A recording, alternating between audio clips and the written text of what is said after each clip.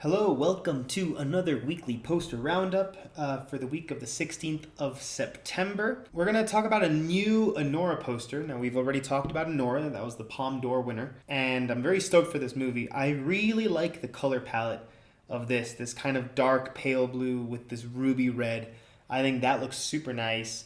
I really like how she's sort of obstructing the title there. The title itself kind of having this background black and white images that are sort of like a collage of like the things that we're going to see in the movie are pretty cool. I think my one complaint here, and it's kind of like it's a nitpick for sure, is that I think just compared to the other posters that I've seen for Anora, they're very vibrant, they're very energetic, and there's like a lot of natural movement in those posters. And from what I understand and from what I've heard of the movie, that's sort of the vibe of the movie.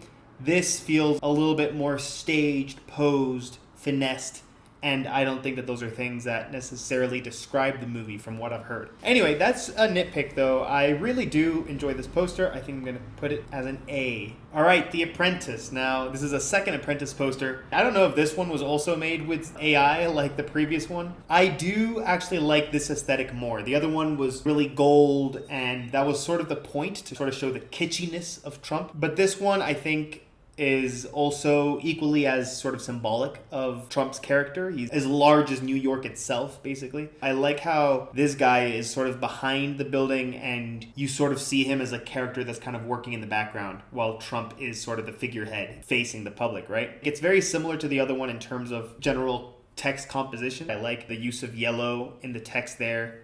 That complements the yellow in the title. But I have just one nitpick with this one as well, which is that it seems like the light sources are coming from different places, right? She's got this sort of like flat lighting. Then we get Trump. Trump's light source seems to be coming from over here, not the same as hers. Hers is coming from her right. His is coming from his left. His is coming from his right as well. I think that kind of makes it seem like it's photoshopped rather than they're physically there. It's a thing that they had to plan for while they were taking the picture, and they clearly didn't plan for it well enough. They're in New York City, out in the open, they wouldn't have two separate light sources, right? Aesthetically, I think I like it just a bit less than Anora. Okay, Blitz. I really like this one. I like how their bodies turn into these flowers. Just in general, I think Apple TV is pretty good at making posters look really, really aesthetic and clean and neat. I really like the way that this text just looks. It's very, very gorgeously composed. I love that sort of tan complemented with this dark blue. A couple of things that I'm not as big a fan of. For one, I think that the blue being that flat just makes this look a bit more amateurish. And I don't mind that it's a single color, but maybe if these flowers had actually been a part of the texture of the background, maybe. I appreciate their wanting not to overcomplicate it, but it does seem like a little bit like something that somebody could have, done on Photoshop really quickly. I also like the way that this kid is kind of walking and these flowers are sort of falling over him. I really like that element, and I think just in general, that's like a really nice composition there.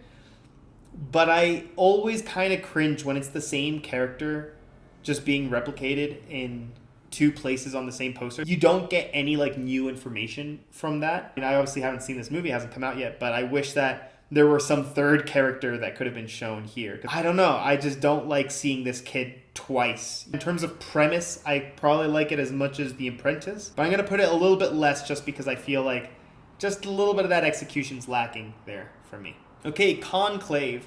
Yet another big Oscar player this year. I feel like this one's guaranteed to land into the Best Picture category. I don't really like this poster at all. And I have a few reasons why. Firstly, just the floating heads in front of like black background is just very basic. And then we have Ralph Fiennes on this poster, and it's a little bit like the Apprentice one where he's sort of like larger than life in front of this Vatican City background, but I don't know, it just doesn't work as well. And we have this big cross here, and we've already seen a few posters on this channel that have crosses on them, and I don't know, that's just kind of basic imagery. The other thing too is that I've heard that this movie's quite dark. It's a thriller, so this kind of goes with my same complaint with Anora in that this doesn't sell me a a thriller at all, because it's just so bright. I feel like I'm missing some of the mystery here. Talk about the title. The title doesn't have any sort of interesting type that makes it stand out at all. I don't know, just in general, nothing really about this stands out to me personally. I guess I kind of like how Ray Fiennes is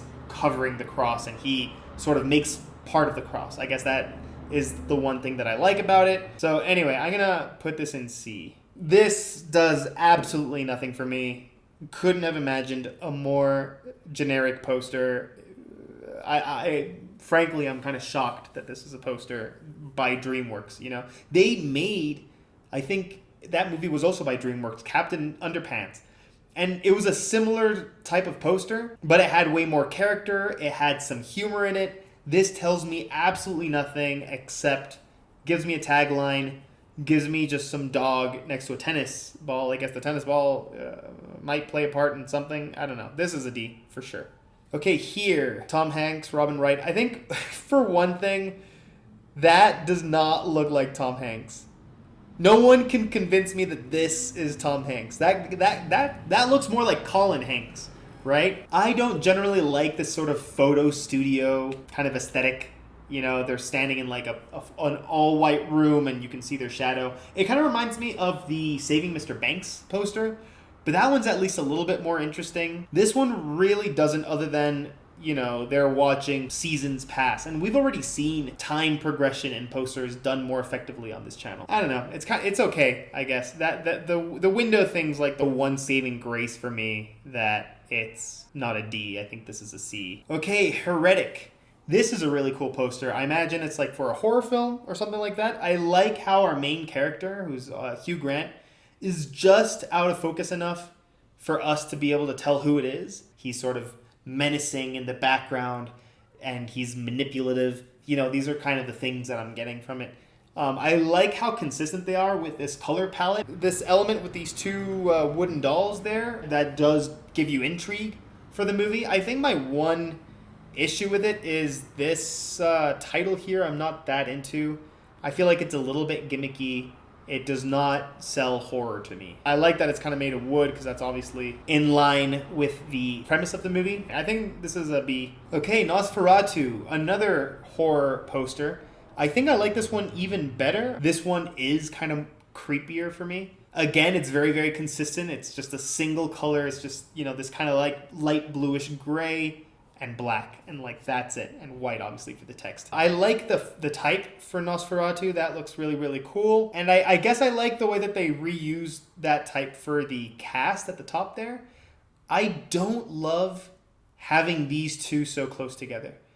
It seems like they're using the same font for everything, and it kind of loses its originality. A type that's that eye-catching, you don't want to overuse it. So I would have either gone for a different type for the names or a different type for the tagline. I do like how the tagline is very well incorporated into the lighting. Darkness kind of comes into the darkness. So that's really well planned out. That's really nicely done. Clearly very intentional, and a lot of thought had to be put into this concept for that to work.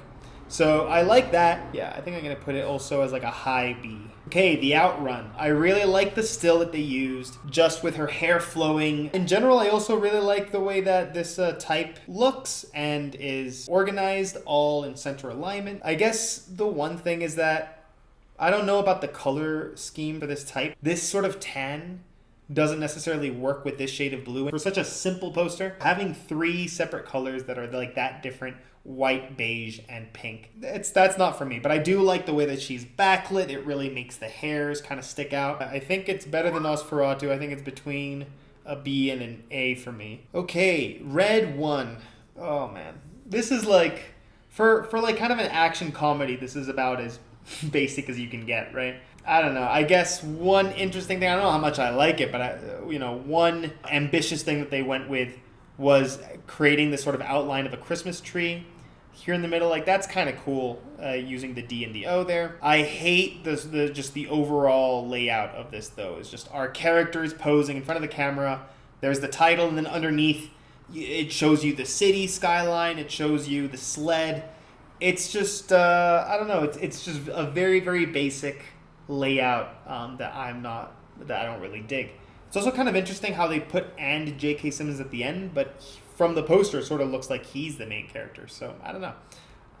Anyway, I think I'm gonna go for a D, but above that other one because it's a little bit more ambitious, but it's also, I don't know. This one I think it might even be uglier just because it's just so kind of, it's just an annoying poster to look at. I'm gonna keep showing Terrifier 3 posters as long as they keep making them look cool. I think this is another really great Terrifier 3 poster. It's not my favorite of the 3 that I've reviewed, but I think it's my second favorite. I really like this poster. I like how everything is sort of grayscale, black and white, except for the blood. There had to be some thought put into it, right? They had to make him look gray all throughout, except for his hand. Either that, or maybe the photo actually has a lot more color in it, and they just did all of that through photo editing. Otherwise, I really like the way that 3 looks, making it like sort of thicker at the top with the blood dripping, and by the bottom is just sort of like an outline of the 3. That looks really cool. I think maybe my one qualm here is that it's just a little bit redundant to have 3 2 times. I wonder if there was a way of getting Terrifier maybe to be at the top there so that it's Terrifier 3, just to not see the same 3 written twice. Otherwise, it's really fun. It has a lot of character. I like the way that Terrifier is just sort of, I don't know, smirking at the audience there. I think I'm going to put it in B as well. In fact, all the Bs are pretty good. I'm looking at Blitz, and I think Blitz might be better. I'm going to readjust and put Blitz at the top of B, because I do think Blitz and The Apprentice are pretty close to each other. Okay, Woman of the Hour. Let's see. So one thing I do really love about this poster is the way that it tells you immediately what the premise is of this movie, right? She's on a dating game. She's sitting there. She's got the spotlight on her, and then she's got this guy lurking in the background. It's obviously some sort of mystery thriller. You're trying to figure out who it is who's threatening her life during this dating game show. The one thing, though, is that I don't know how much I love this text being at the top with that text being in the bottom, sort of sandwiching this story here. And the fact that we can see the dating game is just a lot of text, because this text kind of looks similar to the text in the title. I don't know, it gets a little bit messy. I definitely prefer the other Woman of the Hour poster that we reviewed. You know, as far as the design is concerned, it's like not that great. But the original photo that they use and the premise of the poster is pretty good. I think this one's like a low B. No S's for me this week. It's a week where the B's are fairly strong and the A's are pretty far from being S's. But anyway, thanks for joining me, and I'll see you with the next one.